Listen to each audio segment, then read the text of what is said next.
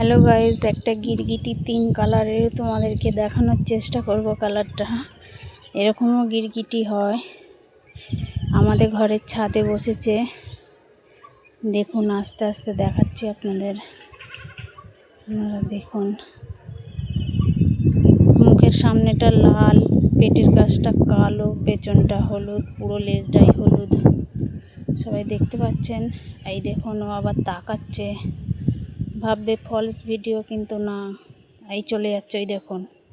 ওই দেখুন কেমন করছে।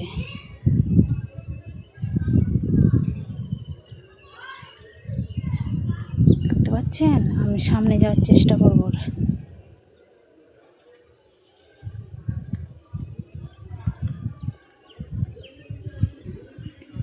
আশা করছি সামনে গেলে পালিয়ে যাওয়ার চেষ্টা করবে।